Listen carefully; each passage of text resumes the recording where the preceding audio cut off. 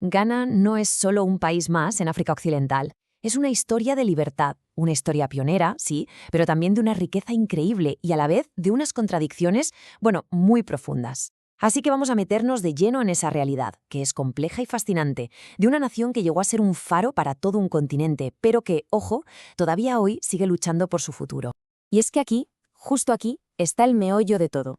Porque sí, el 6 de marzo de 1957, Ghana hizo historia. Se convirtió en un símbolo. Pero, y este es un pero muy grande, esa victoria política fue solo el principio. El primer capítulo, la verdadera batalla, la que se libra por la soberanía económica, esa es una lucha que a día de hoy sigue definiendo al país. Venga, vamos al principio de todo. El camino de Ghana hacia la independencia es que no fue solo una cosa para ellos. Fue como prender una mecha, una llama de esperanza que se extendió por toda África. Fue un momento histórico, y al frente de todo estaba una figura visionaria, que tenía un sueño que iba mucho más allá de simplemente dibujar unas fronteras en un mapa. Y es que lo que más impresiona, si nos fijamos, es lo rápido que pasó todo. Estamos hablando de que en menos de 10 años, un movimiento, el de Kwame Nkrumah, pasa de organizarse a gobernar el país. Ojo, ganando unas elecciones con él metido en la cárcel. Una locura. Pero claro, tan rápido como vino la libertad, se la quitaron. El golpe de Estado del 66 no fue solo echar a un líder, no, fue cambiar por completo el rumbo de toda una nación. ¿Y cuál era ese sueño de Nkrumah? Pues era ambicioso, pero súper claro. Quería darle la vuelta por completo a Ghana, pasar de ser una economía que dependía totalmente de los antiguos colonos a convertirse en una potencia industrial y agrícola por sí misma, autosuficiente. O sea, buscaba una independencia de verdad, con todas las letras, no solo la de la bandera y el himno. Y claro, después de ese primer golpe, el caos. Lo que vemos aquí es un patrón, bueno, es que es demoledor, un golpe tras otro. Imaginemos lo que es intentar construir un país así, décadas de inestabilidad política que hicieron prácticamente imposible levantar nada sobre aquellos cimientos del 57. El país queda atrapado en una especie de bucle, un ciclo de agitación constante.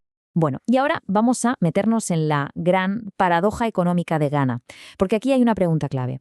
¿Cómo es posible que una tierra tan rica en recursos naturales siga peleando por prosperar? Es que no cuadra. Y esa es la gran paradoja que define su economía hoy en día. Y es que la cantidad de recursos que tiene es simplemente asombrosa. No estamos hablando de poca cosa, para nada.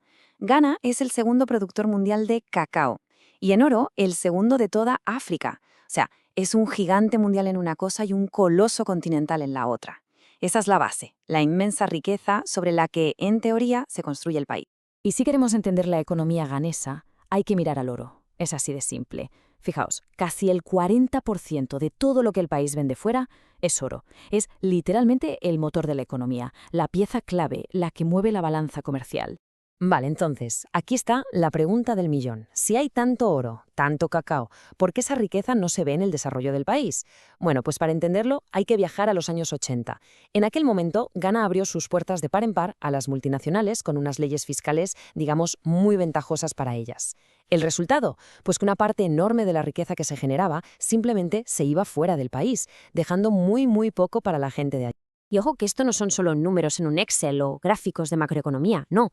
Detrás de todo esto hay un coste humano tremendo. Hablamos de unas 30.000 comunidades. 30.000, que han visto cómo la minería les cambiaba la vida por completo, muchísimas veces perdiendo sus tierras, sus casas y teniendo que buscarse la vida de cero. Es un drama.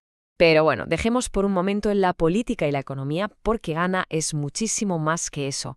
Hay algo increíblemente poderoso en su cultura, una capacidad de resistencia, una resiliencia brutal. Es como un tapiz llenísimo de color, de tradiciones, que ha sobrevivido a todo, a pesar de todas las dificultades.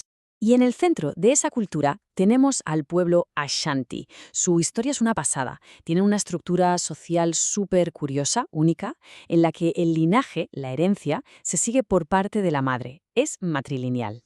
Y tanto sus casas tradicionales, que son patrimonio de la humanidad, como esos fuertes de la época colonial, nos cuentan, bueno, nos abren una ventana a una historia muy compleja, pero muy rica. Y si hay algo que de verdad te deja con la boca abierta y que define muy bien la forma de ver la vida y la muerte en Ghana, son los funerales. Porque, a ver, uno piensa en un funeral y se imagina algo triste, sombrío, ¿verdad? Pues allí todo lo contrario. Es una explosión de color, de música, de alegría. Es una auténtica fiesta para celebrar la vida de la persona que se ha marchado. El proceso es que es una maravilla, es súper bonito. Piensan en la persona, qué le apasionaba, cuál era su profesión, y a partir de ahí diseñan un ataúd a medida que es básicamente una escultura que representa su vida. ¿Que era pescador? Pues un ataúd con forma de pez gigante. ¿Conductor? Pues un coche. Es arte, es un homenaje, es una despedida increíblemente personal y alegre.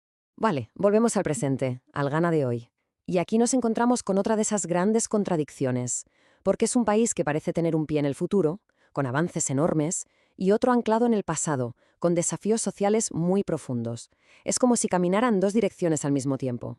Y un ejemplo clarísimo de ese paso hacia el futuro lo vimos en 2023. Ghana dio una noticia que fue aplaudida en todo el mundo. Un paso de gigante que la colocó de repente a la cabeza en materia de derechos humanos en el continente.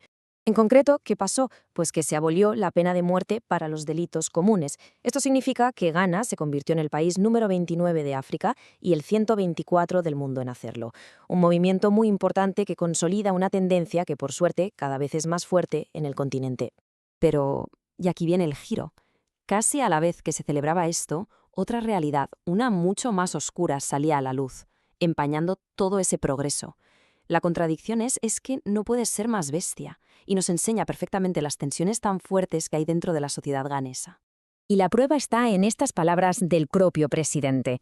Una declaración tajante que, de un portazo, cierra la puerta a la igualdad de derechos y que, claro, choca frontalmente con esa imagen de país avanzado en derechos humanos que acabamos de ver. ¿Esto, en la práctica, qué significa? Pues que la realidad para la comunidad LGTBQ+ en Ghana es durísima. Se enfrentan a discriminación en todas partes, a violencia física, psicológica, a extorsiones, y se arriesgan a ir a la cárcel simplemente por ser quienes son. Es una realidad terrible que, como vemos, contrasta de una forma brutal con los otros avances del país. Así que, si unimos todas las piezas, volvemos a la idea del principio, la de una lucha que no para. El viaje de Ghana no ha terminado, ni mucho menos. Aquella independencia política de 1957 fue solo el pistoletazo de salida, para una carrera mucho más larga, mucho más compleja. Una batalla, en el fondo, por el alma misma de la nación.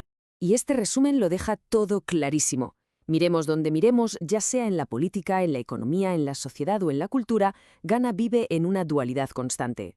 Es una tensión permanente entre la promesa, el increíble potencial que tiene, y la realidad, que es mucho más compleja y a veces contradictoria. Y con esto, cerramos con una pregunta que se queda en el aire. Sobre el papel, la independencia llegó en 1957, hace ya un montón de años. Pero la liberación de verdad, la económica, la social, la cultural, esa sigue siendo una meta en el horizonte. La pregunta es, ¿qué hace falta para alcanzarla? ¿Cuál será el próximo capítulo en esta increíble y complicada historia de Ghana?